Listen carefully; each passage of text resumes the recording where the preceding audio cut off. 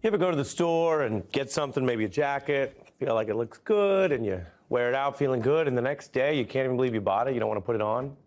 Or maybe it was something online, so you saw the jacket on the mannequin, but then when it arrived, it didn't fit the same way? It's called buyer's remorse. We all have had it at one time or another. But there are reports that Donald Trump and MAGA leaders have it in a big way for Senator Vance. An avalanche of criticism has greeted him now that he is out there, and in contrast to the Dems' big new addition of Kamala Harris, a Republican congressman saying Vance is now, quote, the worst choice they could have made. Harris's campaign is seizing on this, not just attacking Donald Trump, who they need to defeat, but going right after, apparently, this weak spot and tension between the two of them. They used some pretty tough language, saying that, based on the substance and evidence of what J.D. Vance has said about women and child rearing and tax policy, that he thinks should discriminate against people who don't or can't have kids, all of that together, they say, makes him a, quote, creep. One far-right lawmaker has been an outspoken opponent against women's rights and publicly made misogynistic remarks on camera. That's the context for all this. Take a look. We're effectively run in this country via the Democrats, via our corporate oligarchs, by a bunch of childless cat ladies who are miserable at their own lives and the choices that they've made, and so they want to make the rest of the country miserable too. Vance also, at the time, singled out Kamala Harris, who, of course, was a big star Democrat, but not the nominee. And she has 2 children in her family. They are stepchildren. Now, these comments have drawn all kinds of heat. And here's the thing about right-wing Republican politics. What might seem to work at the convention stage, and we've covered that, or in political interviews, sometimes has a way of completely failing out in the real world, where plenty of people care about, family choices and the freedom and liberty to exercise them without being beat up upon by some potentially arrogant-seeming male politician. So take Jennifer Aniston, who is a lot more popular than J.D. Vance, and discuss how she tried but could not ultimately have kids through her IVF journey. She's slamming J.D. Vance for this attack on what she views as just all women, not, just liberal women. Or actress Connie Britton and singer Pink, we mentioned earlier, engaged with the Harris campaign, are on this 160,000-plus strong women's rally online for Harris, breaking records. They called it White Women for Harris. There's also then calls from different constituency groups. So Black Women for Harris, Black Men for Harris, and several others. And this is not just a feel-good Zoom. It is also a way to have people communicate directly about a whole range of issues from real people, not just from, those of us in the media or those of us in politics. And they've raised millions of dollars. They are fighting for Harris, who is now saying this campaign, now that she's taking it over, is about freedom. And again, we've talked about the connective tissue here. Joe Biden did talk a lot about Roe. In fact, when he talked about how the predictions were wrong about the midterms, he cited how the women's backlash against Trump's right-wing justices overturning Roe. But Harris may be a very different type of messenger and leader on these issues. And she's certainly a contrast to J.D. Vance, whose degrading remarks are backed by all kinds of policy plans. When you go to the polls in this country as a parent, you should have more power. If you don't have as much of an investment in the future of this country, maybe you shouldn't get nearly the same voice. If you're making $100,000, $400,000 a year, and you've got 3 kids, you should pay a different, lower tax rate than if you're making the same amount of money and you don't have any kids. Now, this is something you see on the internet. You see it with podcasters, and I guess you see it with a senator who's now in the line to be one heartbeat from the presidency if he won, which is this kind of political talking style, like, what there ought to be, and also, what would be fair, and they won't do it, they won't let you have it. I hear that on podcasts a lot. That's fine. Everyone has the freedom to talk about what they want. But we're doing the news here, and I'll give you some fact checks. Americans with children, families within our tax code, do get a tax break. They already get it. It's called the child tax credit. Over 40 million people get it. And if you're really interested, a heck of a lot of Democrats and liberals supported it before J.D. Vance claimed it didn't exist, because it is also seen as an equalizer for middle and lower income families. I am joined by Molly Jong-Fast from Vanity Fair. And Molly, I don't mean to be too, fact-checky with Senator Vance. There is. So I invite you to engage either on the policy if you want, which I landed on, or the broader sort of trolling, ignorant misogyny, and whether it is working for the Republican ticket? Well, I was really surprised when Trump picked Vance because I thought, why would he pick someone who doubles down on misogyny? But more than that, why would he pick someone who ran 20 points behind Mike DeWine in the state of Ohio in his Senate race? I mean, the man really underperformed, even though it's a bright red state. So I was surprised. But I think it was Trump world's overconfidence. And also a lot of tech oligarchs were pushing Vance. And ultimately they did, they picked Vance. But what Vance offers is this radically different view of what of women's rights versus what the Harris ticket offers. And it's so interesting to me because here is a group that has spent all its time saying, right, Trump says, I have nothing to do with Project 2025. That's not me. That's the Heritage Foundation. J.D. Vance wrote the introduction for the president of the Heritage Foundation's book, which is coming out in the fall, right? I mean, this is like, he's so tied to this. And when you hear him in these interviews, he's always espousing this sort of misogynistic, working women are lesser than women who have children. I mean, this kind of stuff is really from another century. And so I do think it was a real gamble for Trump world to go further into the misogyny, and J.D. Vance is that messenger. This was Kamala Harris speaking Tuesday. Take a look. We who believe in reproductive freedom will stop Donald Trump's extreme abortion bans because we trust women to make decisions about their own body and not have their government tell them what to do. That's clear. It looks like she's on offense. Again, in contrast, we got 100 days. We're going to be covering all of this. Here's how J.D. Vance sounded. He went on with Megyn Kelly, the former Fox host, and did a sort of a dance that he stands by some of it, but take a look.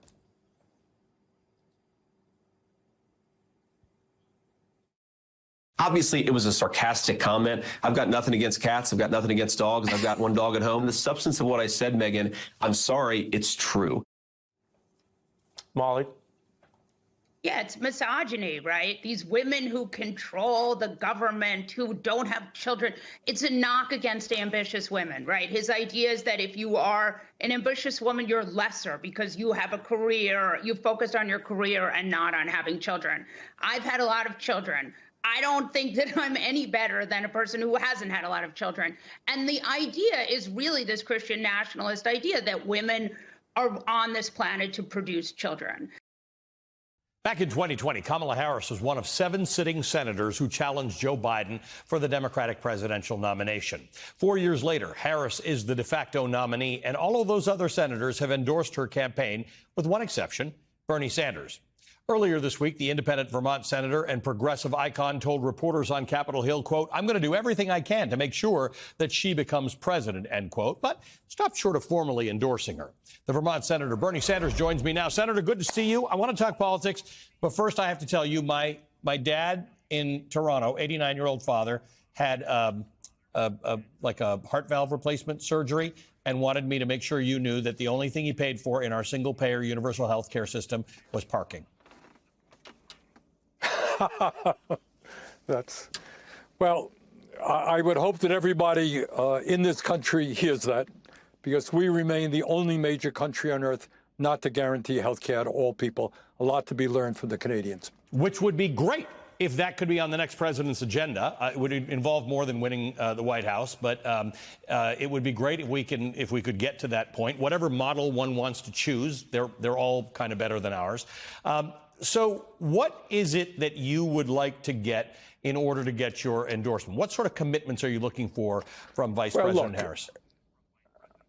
All right, look, I'm going to do everything I can to defeat Donald Trump, clearly the most dangerous president in our history, somebody who doesn't believe in democracy, the right of women to control their own bodies. We don't talk about it enough. This guy thinks climate change is a hoax in the midst of us experiencing the warmest day on Earth on record. So he has got to be defeated. What I have worried about, as you know, Ali, for a long time is it pains me as somebody who comes from a working class family that right now a majority of working class people support the Republicans who could care less about the needs of working families. And I think that has a lot to do with the fact that the Democratic Party has, over the decades, turned its back on working people. And I think an important exception to that is Joe Biden. Joe has been the first president in American history to walk on a picket line, appointed a really strong Secretary of Labor, good people, National Labor Relations Board, and I think has put together the most progressive agenda and accomplishments of any president in modern history. But what I hope we can do in this campaign is let the working class of this country, white and black and Latino, understand that we understand the pain that they are experiencing. You know, we are looking at massive income and wealth inequality. Ali, the truth of the economy now, people on top are doing phenomenally well. 60% of our people are living paycheck to paycheck. We talked about healthcare. Our healthcare system is broken, dysfunctional. We got half of our elderly people trying to get by on $30,000 or less. We have a child care system totally broken. We have got to start paying attention to the needs of the working class of this country and stand up to powerful special interests who have enormous power, not only in the Republican Party, but I have to say in the Democratic Party as well. So have you got I mean, clearly you've had this list because you can rhyme it off the top of your head. Are there particular commitments you want from Kamala Harris that you felt like you had from Joe Biden? Well, as you know, President Biden supported a 100-day agenda, said that in the first 100 days, he would do things like expanding Social Security benefits. All right, 25% of our people, elderly people on Social Security, living on $15,000 a year.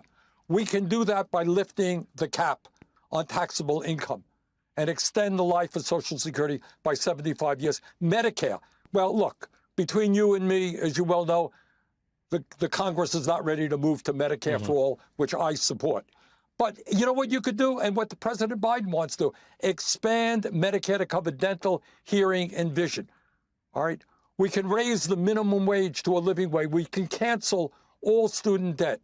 We can put a cap on rising rents in this country and build millions of units of affordable housing. We could deal with the child care crisis. We can do those things and more and make it clear to the working class that we are prepared to take on the big money interests who have never had it so good. And by the way, in the midst of all this, Holly, we got to start talking about a corrupt political system as a result of Citizens United, where Elon Musk is now trying to buy the election for Trump, $45 million a month. Too many billionaires are controlling the political process. We got to end that. We got to overturn Citizens United and move to public funding of elections, in my view. So there's nothing in anything you've said that would suggest that you'd spend a minute thinking about Donald Trump as a presidential candidate. So what's the difference between you working really hard to overcome Donald Trump's election as president and endorsing Kamala Harris? Well, look, you know where I am right now? I'm in Manchester, New Hampshire. We just had a great town meeting here talking about the need to elect the vice president. We were in West Lebanon. I'm going to be in Bangor, Maine tomorrow, Portland, Maine. That's what I'm doing. But I think it's important for some of us to say, look, we know that there's a lot of big money in the Democratic Party. We want to make sure that the vice president is listening to the working class of this country, to progressives as well, and brings forth very specific ideas. These are not radical ideas. Expanding Medicare by lifting the cap, expanding Social Security, building housing. These are not radical ideas. No. And I would hope very much that we get some specificity. Is that, in order to get that specificity, is that conversation happening in real time right now? Are you in that conversation with the vice president, or your people in the conversation with the vice president's campaign? Well, I have talked to the vice president and look forward to speaking to her again in the near future. And yeah, that conversation is going on. Got it. Talk to me about what that would do for you differently. In other words, you getting those assurances, you're going out there, you're telling people in all those places you just named that they've got to vote for the vice president. What will happen when you get the assurances you want, which I suspect you'll get? I hope I do get them. I hope I do. Look, we cannot, this country cannot, in my view, just tolerate Donald Trump's getting elected. So I am out there, I work hard, and I'm going to do everything I can to make sure that Harris is our next president. But I just am trying. You know, it pains me personally, again, coming from a working class background, that so many workers, especially white workers, are turning their backs on the Democratic Party. And I think we can bring them in if we give them an understanding, we know what's going on in their lives, the pain they're experiencing, and that we have an agenda so that their kids are not going to have a lower standard of living than they do, so that they can afford to go to a doctor, so that it can be easier for them to join a union, so that we raise the minimum wage. These are not radical ideas. And the Democratic Party has got to start addressing them at every level. Do you feel that there's a little more energy in this race than there was a week ago? Oh, absolutely. It seems to me, you were just discussing it a moment ago, getting 160,000 people on a Zoom call, that is, to say the least, pretty crazy. That is a way out. But yeah, I think there is a lot of energy, and I hope it can be maintained. A marvelous and organic thing. We're talking about enthusiasm, especially in politics. Desperately tricky to generate, impossible to manufacture, but altogether vital for anyone with serious hopes for higher office. For that reason, recognize what Vice President Kamala Harris has been able to accomplish in less than 1 week.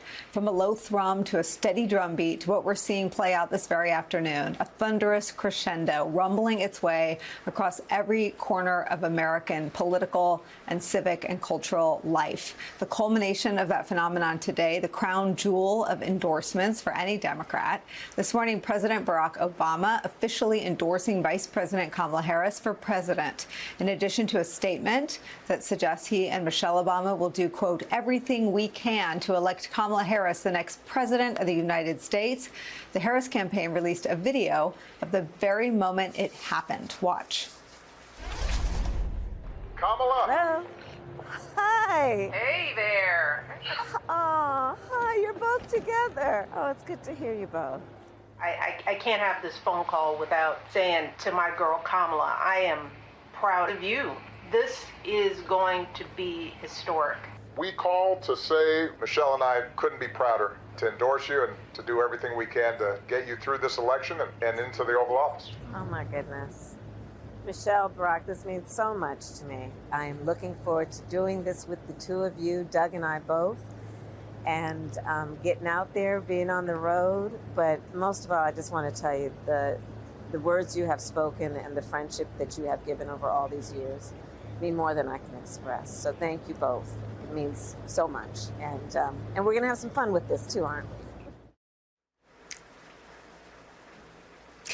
We're going to have some fun with this. It was an incredible moment, right? A passing of the torch moment on this Olympic Friday, one for which the antsier elements of our politics, maybe some in the Democratic Party, have been eagerly awaiting. Republicans especially somehow misinterpreted President Obama's initial praise of President Joe Biden and silence on Vice President Harris in the immediate aftermath of last weekend's dramatic events as maybe a snub.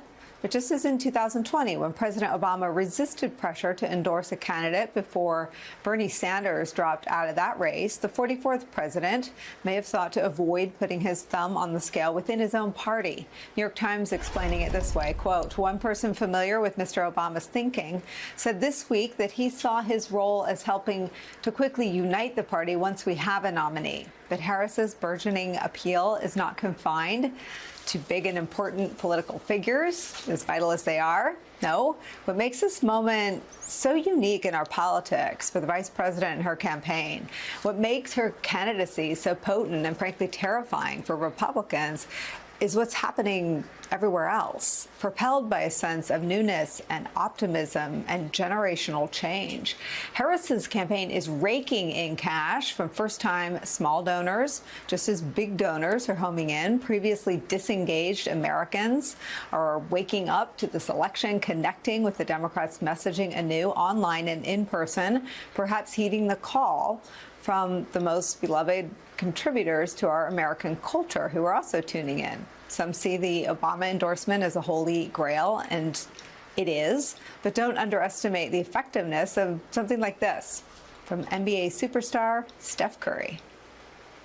Vice President Harris is primed to bring her energy to this campaign, and hopefully, if she's on the ticket winning the election, like it's a big deal to say the least. And she represents the Bay Area. She's been a big supporter of us, and so I want to give that energy right back to her. There are 102 days, but who's counting, until the presidential election? It is an eternity in politics, especially if the last week is any guide. But one thing is for certain when it comes to enthusiasm and the attention of the general public beyond politics, Vice President Kamala Harris and the Democrats don't have to pretend. They just have to ride this wave. It's where we start today with some of our favorite reporters and friends. Founder and president of the National Action Network, host of MSNBC's Politics Nation, the Reverend Al Sharpton is here. Also joining us, Democratic pollster and MSNBC political analyst Cornell Belcher is here. Hollywood reporter, special correspondent, our friend Lachlan Cartwright is back with us. And Los Angeles Times political writer Seema Mehta is here. Rev, I want to start with you. The work has to be done. Of course it does. It always does.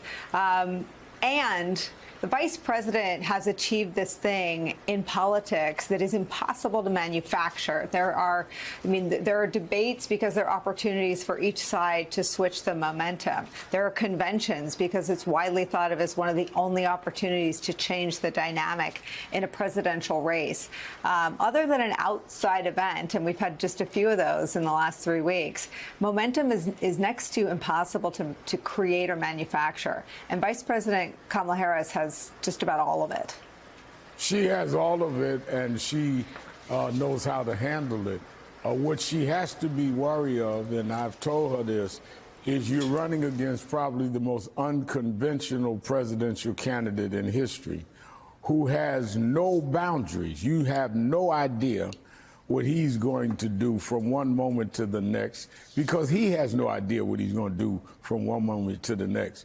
But let's remember, for the first time in American history, you're running against someone who not only was former president, that's happened before, but you're running against someone who is running for his freedom and his money. This man has absolutely facing 3 more potential trials, already convicted of 34 felonies, and will be sentenced probably before the election, whatever that will be.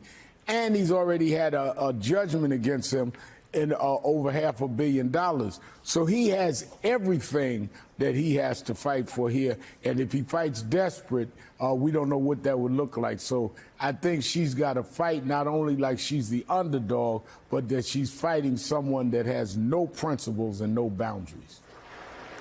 Cornell, I like that contrast, though. He's fighting for his freedom. She's fighting for ours. She has grabbed the mantle of freedom. It's her walkout song at this point. It's the track in the first video that the campaign released. And it is her message. It's how she's articulating the fight for safety from gun violence, the fight to make our own choices as women about our bodies. She's wrapping it all in freedom. Good choices? Well, it's almost as though she's been listening to your show for the last 5 or 6 months, because it's something that we've been leaning into. Maybe she's watching you right now, but it's something that we've been leaning into. Yeah.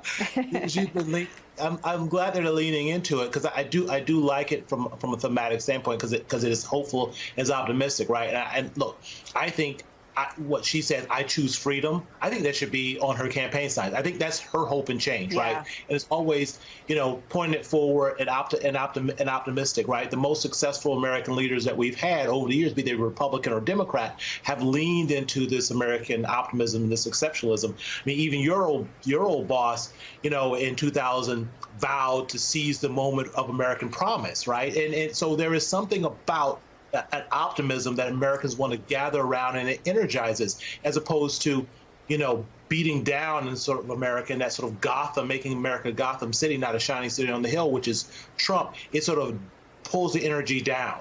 I think this is something that pulls the energy up, and it sort of helps mobilize voters, but it also means higher turnout. I'm building and looking at things right now at a higher turnout today than I thought we would see if that was building us a month ago, looking at sort of where voters were, especially younger voters were at that time. I think we're on track now to actually have really strong turnout because of the momentum and the energy.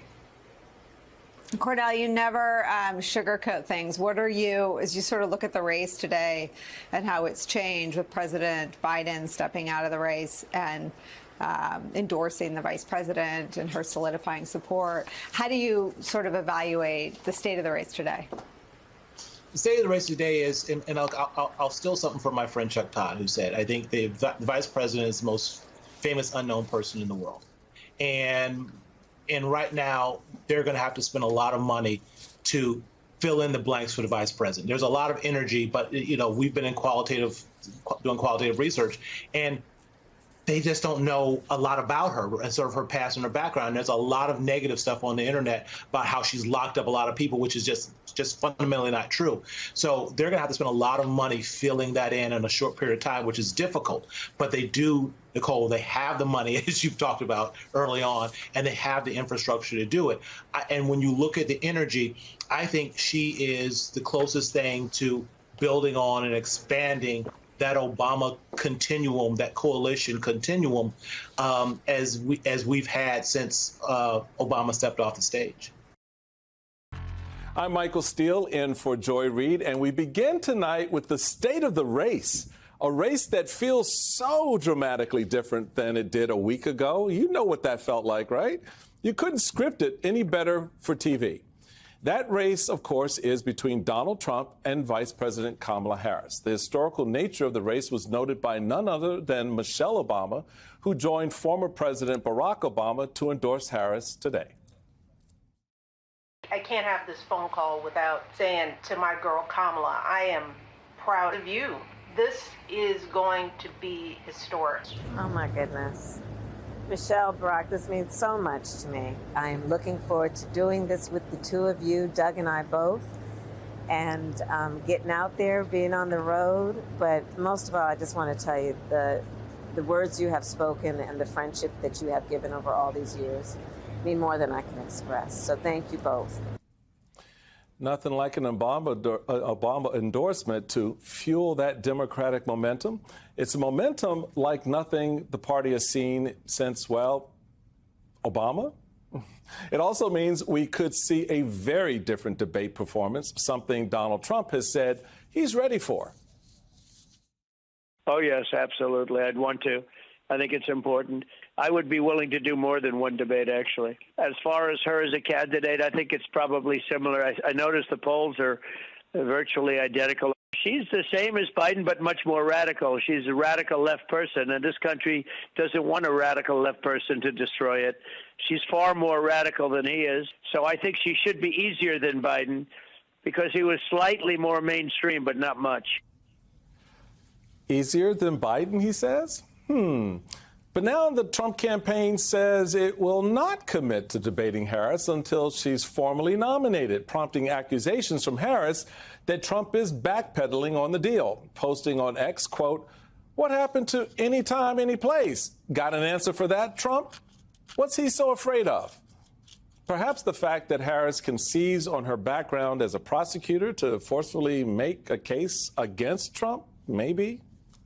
There's another thing Trump should be very afraid of, and that's the polls showing Harris narrowing the gap. In the latest New York Times Siena College poll, Trump leads Harris 48% to 47%, well within the margin of error among likely voters in a head-to-head match. It is a marked difference and improvement from Democrats when compared to the same poll earlier in July that showed Biden behind by 6 percentage points following the debate. Still, Trump is giving off optics that he's the guy in charge. Lately, he's welcomed a series of foreign leaders at his doorstep, including Hungarian Prime Minister Viktor Orban. Today, it was Israeli Prime Minister Benjamin Netanyahu. Netanyahu reportedly requested an in-person meeting with the former president while he was here visiting in the U.S. this week. Netanyahu spoke with Biden and Harris in separate White House meetings yesterday, which touched on Israel's right to self-defense and concerns about the war and humanitarian crisis in the Gaza Strip. Here's what Trump had to say about Vice President Harris's remarks following his meeting with Bibi.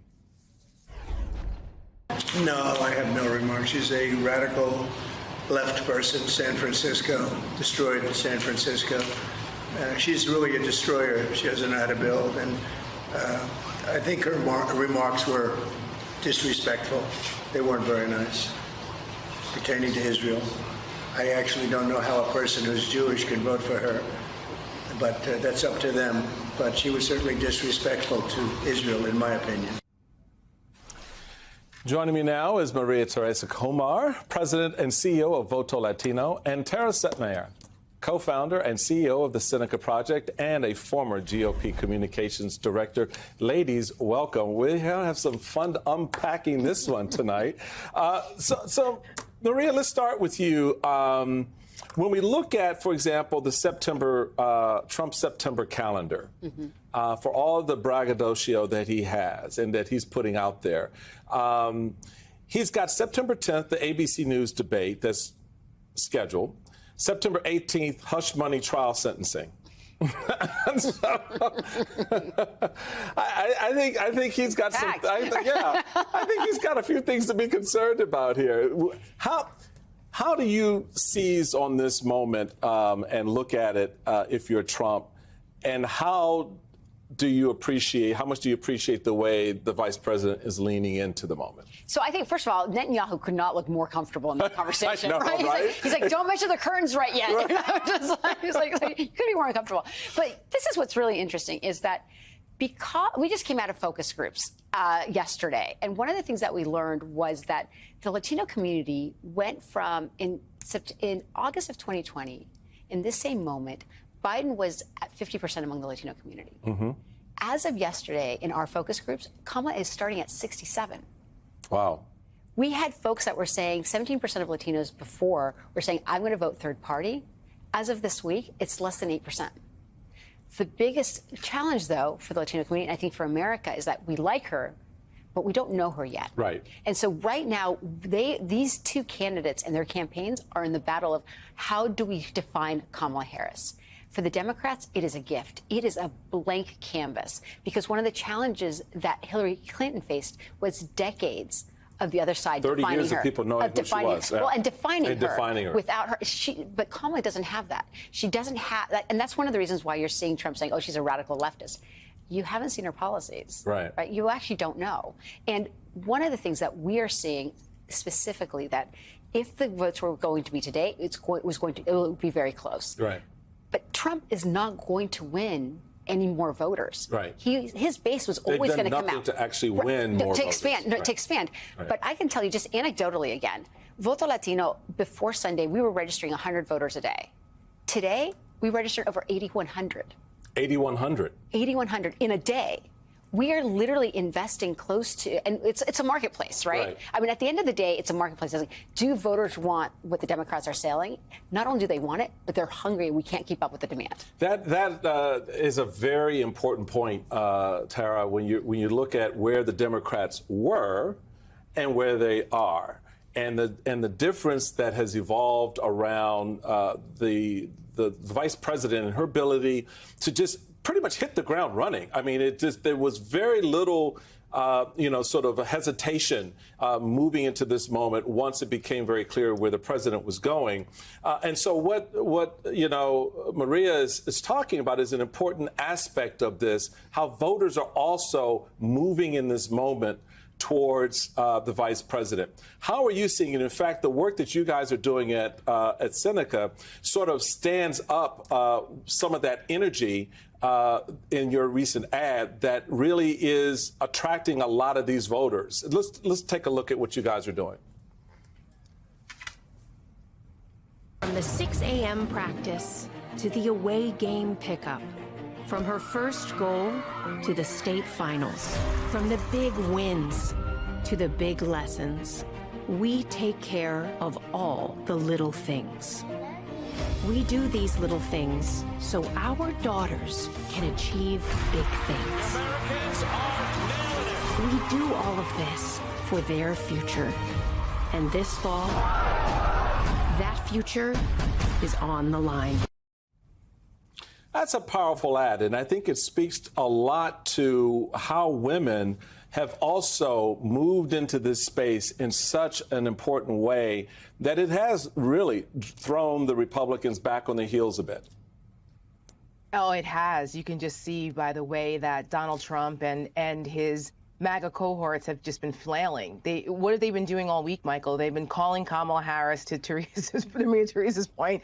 They try to define her. Oh, she's a DEI hire. She's a liberal. She's the destroyer, the lion Kamala. I mean, Trump couldn't even come out with a new nickname for her. They were in such shock, and they're about to spend about $100 million. They're Trump's MAGA groups in the battleground states to try to define her in the next couple of weeks. So it's really important that all of this enthusiasm that we've seen in the last couple of days, I mean, it hasn't even been a week, and we've seen record-breaking fundraising. We've seen women galvanized and motivated. We've seen this incredible burst of energy where people are just looking at this and going, no, we don't want to go back there. I mean, that ad, that Olympics ad, I'm very proud of it. My co-founder, Michelle Kinney, came up with the concept and the idea that women do all the little things for their daughters. They do the little things for their families so that those daughters can grow up in a country, in a safe place where they can do big things. Big things like, I don't know, maybe run for president one day as a woman. And then, but we have this threat, and it's MAGA, and it's Donald Trump, and it's J.D. Vance, and it's this regressive going back to a time where women were treated as second-class citizens. The end of that ad says we have one more thing to do, and that's to win for them, for our future generations. That's what this is about. It's what is the future vision that we want in this country. And it's clearly Donald Trump's vision is dark and regressive, and Kamala Harris represents a vision that is progressive in moving forward and positive and something to aspire to. And we're seeing that enthusiasm all over the place, from the financing, right, the fundraising, right, to now voter registration. This is I think going to be a spectacularly interesting race from now until November. Okay, earlier this week, we brought you the news of how on Sunday night, after President Biden dropped out of the race, the activist group Win with Black Women literally almost broke Zoom, organizing a call with 44,000 people to make sure Kamala Harris wins the White House this November. In 24 hours, that one Zoom call raised more than $1.5 million for the Harris campaign. And at 44,000 people, the call was only about 1,000 people short of the world record for the biggest Zoom call ever. Now, the world record held for another 4 days, but it was broken last night. Last night, an event called White Women Answer the Call held their own Zoom to organize for Kamala Harris, inspired by Sunday's Win with Black Women call.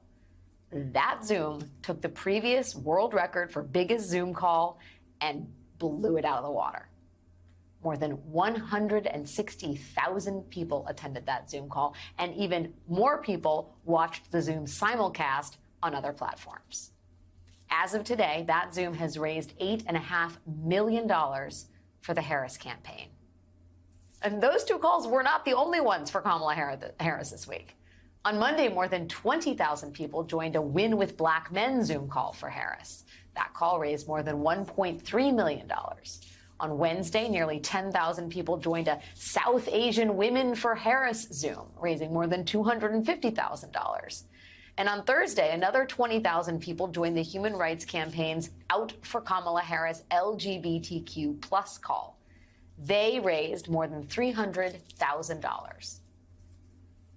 And remember, this week started with the news that Kamala Harris had raised a record $81 million in her first 24 hours as a candidate. So the fact that these Zooms were still getting people to donate even after that surge of cash is not nothing. But maybe more importantly, these calls all encourage people to get active, to volunteer. And that message seems to be working. Yesterday, the Harris campaign reported that in just the past week, the campaign has seen 170,000 people volunteer. Those are just incredible numbers. And while this huge show of support and surge of cash may be making the Trump campaign nervous, it is a good bet that the celebrity names involved in all of this are probably annoying Donald Trump himself. Mindy Kaling, John Legend, George Takei, Megan Rapinoe, Connie Britton, Pink, bona fide celebrities showed up on Zoom calls to support Kamala Harris. Not to mention, Vice President Harris is also making a cameo on the season finale of RuPaul's Drag Race tonight. Oh, and also remember that Beyonce lent her campaign one of her Beyonce songs, which has already been used in the first Harris campaign video. Just as a reminder, Trump's bold-faced names at the RNC were Hulk Hogan and Kid Rock. Speaking of A-listers, today Vice President Harris got perhaps the most important endorsement of them all. Kamala. Hello. Hi. Hey there. Oh, hi, you're both together. Oh, it's good to hear you both. I can't have this phone call without saying to my girl Kamala, I am proud of you. This is going to be historic. We called to say Michelle and I couldn't be prouder to endorse you and to do everything we can to get you through this election and into the Oval Office. Oh, my goodness. We are not even a week into the Harris for President campaign, and already the vice president has effectively cleared the field of any potential challengers. She has begun vetting possible running mates, and she has launched an incredibly successful digital and rapid response campaign that has basically made her queen of the internet. A week ago, the biggest discussion in politics revolved around the idea of double haters who didn't like Trump and didn't like Biden, and how nearly 1 in 5 Americans didn't want either man. Today, the double hater phenomenon appears to have just disappeared. Less than a week into this campaign, it feels like we are living in an entirely different political landscape. Yesterday, the New York Times and Siena College came out with polling showing Kamala Harris in a statistical tie with Donald Trump, trailing him by 1 point within the margin of error among likely voters nationwide. To put that in perspective, Trump led Biden by 6 points in that same poll earlier this month. Today, the Wall Street Journal released its own poll showing effectively the same thing. The poll shows Trump ahead of Harris by 2 points with a margin of error of 3 points, so a statistical tie. For context, Trump led Biden by 6 points in that same poll earlier this month.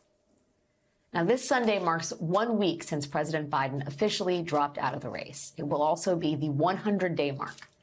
100 days will be left until the election.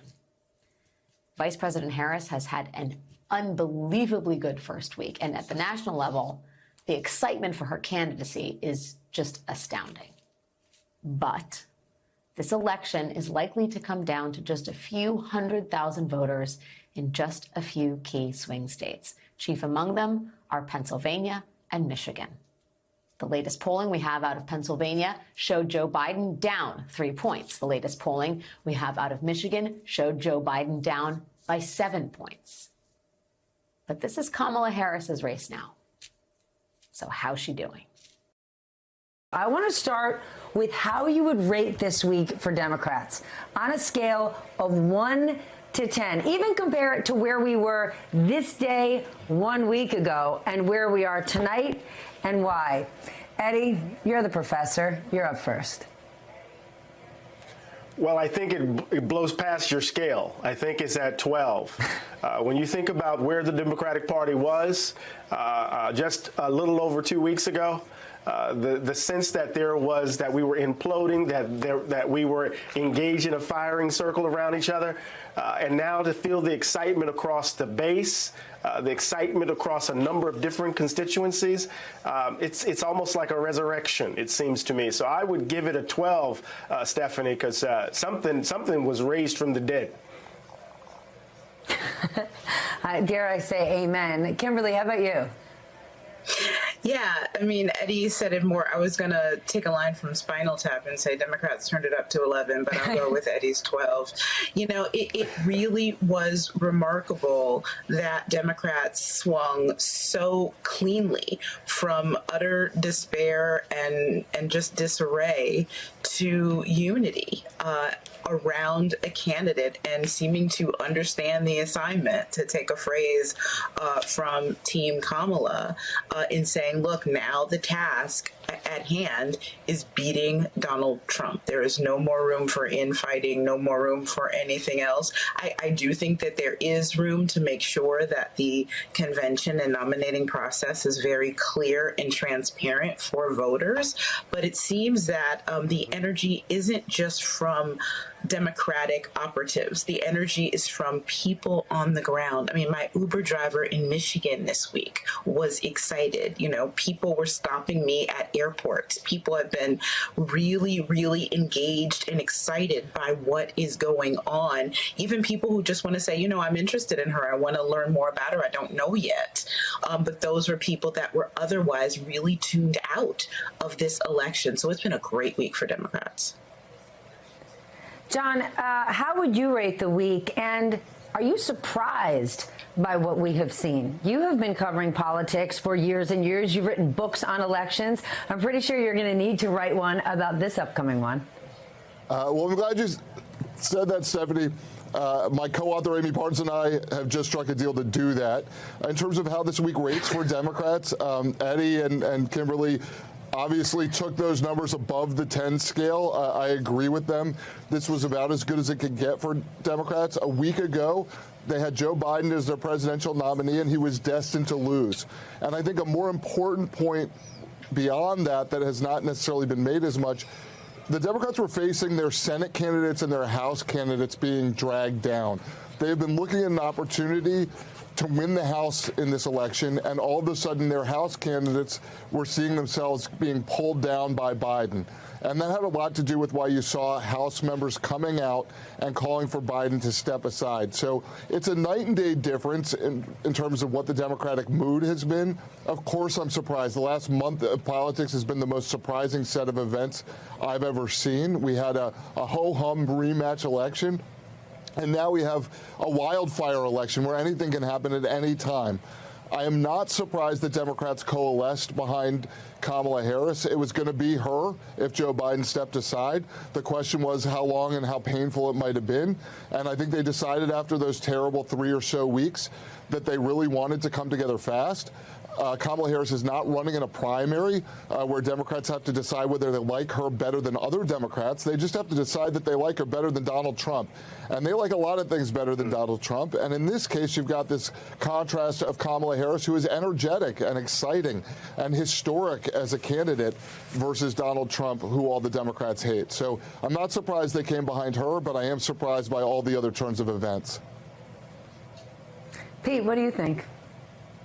Sure, I'll go with the 12, too. I think she had one of the best weeks any presidential candidate has ever had. I think she's just been pitch perfect. Two things happened. I mean, one was that Democrats were able to attach themselves because of Joe Biden's decision to a candidate just who was fatally flawed, and they would have lost in landslides. That was one part that was really important. But the other is just how Kamala Harris stepped up and how well she has done. Fundraising is going through the roof. The party is united. The crowds are huge and enthusiastic. And she's also framed, even in this limited period of time, the campaign, I think, in a pretty intelligent way, framing herself as a prosecutor against a felon. She's appealed to the middle class. And she has also put a template around this, which is she's a bridge to the future, and Trump is a bridge to the past. So I think she checked all the boxes and did it exceedingly well. And it's not really surprising, because I always thought once Biden stepped aside, and I thought he would once the debate happened, there would be so much liberation and pent-up energy that would be released. I don't think Democrats fully understood what a burden having Biden at the top of the ticket was until he got off. John, you and I were both in Milwaukee a week ago for the Republican National Convention. The party was united behind Donald Trump. From their perspective, they had a very strong week. And this week, President Trump, former President Trump, should have continued to ride that positivity. But obviously, the move on the Democratic side, Kamala Harris joining the race, she's stolen the attention, the thunder. We've already gone through the fundraising, the excitement. Is that going to be that mojo that she has, what we'll see for the next 100 days? Or was this week the honeymoon and the real campaign is about to start, and it's going to get ugly. Yeah, well, I don't know whether she'll be able to sustain what she's had over the last couple of days. I think it'd be hard for any candidate to do. But I think what we had when we were at the Republican convention, a little over a week ago, was candidate Trump, who was in position to win, so well positioned to win that he picked a vice presidential candidate who doubled down on MAGA, J.D. Vance, and I think we're probably going to talk about him a little bit more tonight. But now what you've got is more of what you would have expected as a traditional close contest between a Democratic candidate who has unified her party and a Republican candidate who has largely unified his party. And so we're back at kind of where we were at the beginning of this election cycle. And that's a shock to Donald Trump, who believed just a week or so ago that he was cruising to a new election. Here's what's interesting, Kimberly. It is now a very short window for Harris to get the nomination, reintroduce herself to voters, and race to the election. Is that a good or bad thing? Because for the last few days, we've been thinking, oh my gosh, she doesn't have enough time. But last night I was talking to Matthew Dowd and said it's a very good thing. If she had been out there all of these months, it would have been prime time for Republicans to really come after her. The short window is to her benefit. I think that is true. Listen, I was talking to somebody who just became a nationalized citizen and is voting in this election, but who came from Europe. And it was just like, what is with Americans with this years-long election cycle? We do these things in 5 weeks. We get it done. Because when you drag it out, people get tired. They get weary of it. But as you said, it gives an opponent that much longer to try to define someone. And it really doesn't take that much time in this particular election to really spell out what the contrast is here. And I think Kamala Harris can do that very well. She's somebody, yes, she has to introduce herself for sure and make her case to voters, but she's also someone who is known, someone who is a part of the successful Biden administration, the very pitch that Joe Biden was going to have to make. She was right beside him. And on all of the issues that are driving voters in this election, so many of them, whether it's reproductive rights, she led the White House's response to the overturning of Dobbs, whether it is LGBTQ rights, she was marrying same-sex couples while Democrats, including Barack Obama, were still talking about civil unions, whether it comes to student loan forgiveness or economic issues, she has been right there at the front of it. So she has a record to run on. She has the incumbency to run on as well. So I think she won't need, a year to introduce herself to people. And I think that as long as she campaigns smartly, it's plenty of time. Eddie, Donald Trump has never been deep on policy while he's running. We've yet to really find a detailed agenda or platform. If anything, we've gotten a 900-page Project 2025 agenda, and Donald Trump is trying to distance himself from it. Now, for Democrats with a new candidate, and just 3 months ago before the election, does Kamala Harris need to lay out a specific agenda, a policy-focused agenda, or simply offer broad themes to counter Donald Trump's broad themes? I think she needs to find a sweet spot between the two of those. You don't want to, you just want to taste the delicious cake. You don't want to just be given the details of the recipe necessarily, right? But you do want to know what's in it. So I think she needs to find a delicate balance here so that folks can have substance as well as be able to digest fairly quickly the tasty part of her policy positions, right? So I think that's important. But I just want to say this really quickly, Stephanie. I think this is really important. We're in the middle of a kind of backlash. The backlash against George Floyd, the backlash against DEI, the backlash against critical race theory, the backlash against Barack Obama. Historically, these backlashes they last a long time. You think about the end of radical Reconstruction, that darkness doesn't end until Brown v. Board in 1954. And then we can think about what happened in the 20th century. Why am I bringing this up? So we're in the middle of a backlash, and now suddenly the country's facing a choice. Peter put it pretty directly. Past, future, right? And I think that past future is right in front of us right now in the midst of this darkness. So this is really, really a momentous election. The choice is now stark. So she can give us the details of policy, but we know at the level in which the culture wars have been fought, where we're fighting. This is an existential battle. So give us some cake and then give us some details.